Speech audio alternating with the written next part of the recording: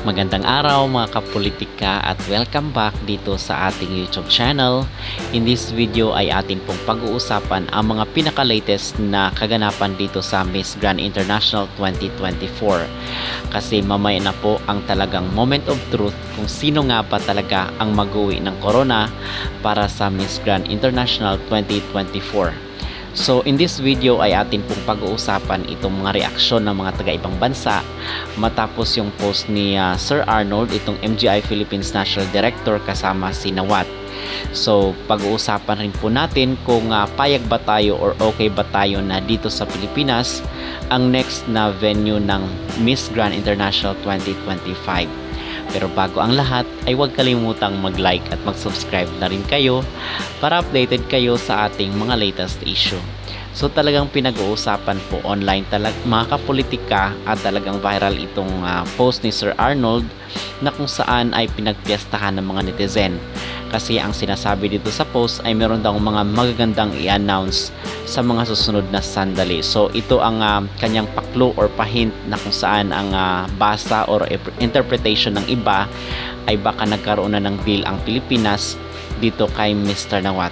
Which is I think na it's time na rin para sa Pilipinas na magkaroon ng kauna-unahang crown.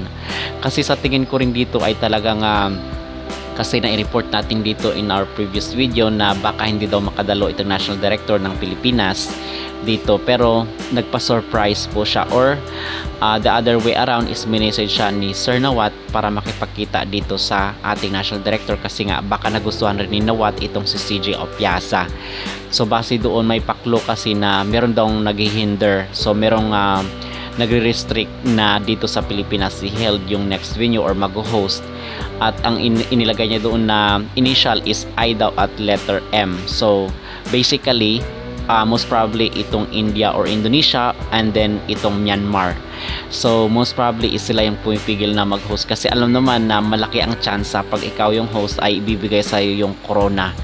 Okay, so basically ang dito ay pinipigilan nila para hindi mapunta sa Philippines yung crown, but sa nakita naman natin sa performance kasi na talagang outstanding at talagang si CJ Opiasa ang nag-shine dito sa preliminary competition, yung kanyang performance.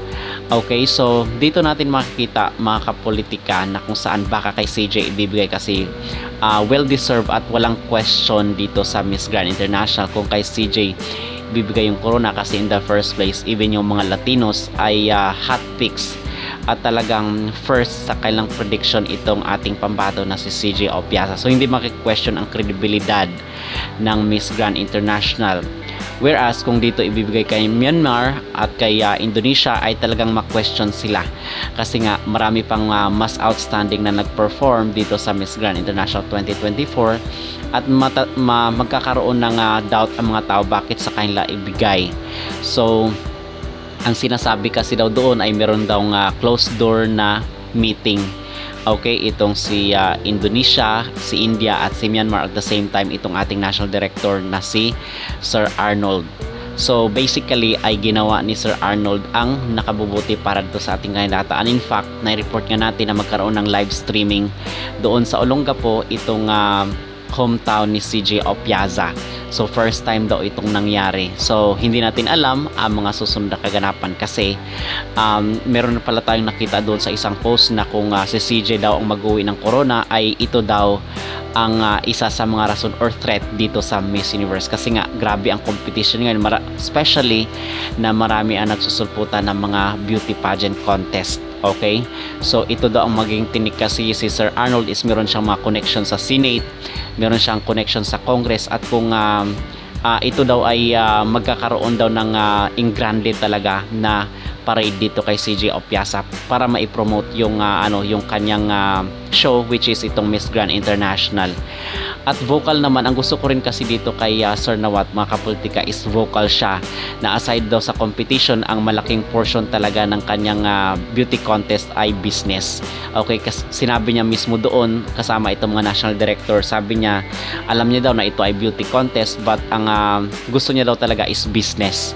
Okay, so basically is vocal siya, hindi katulad doon sa Miss Cosmo na kung saan ay talagang palhim, patago na talagang na-backstab ang Pilipinas dito sa Miss Cosmo. Unlike dito sa Miss Grand na talagang pinapaalam ni Sir Nawat kung ano ba yung mga gusto niya at talagang prangka siya. So ito rin yung mga nagustuhan ng mga Pinoy. And somehow is baka napalambot na rin ni CJ ang loob ni Sir Nawat.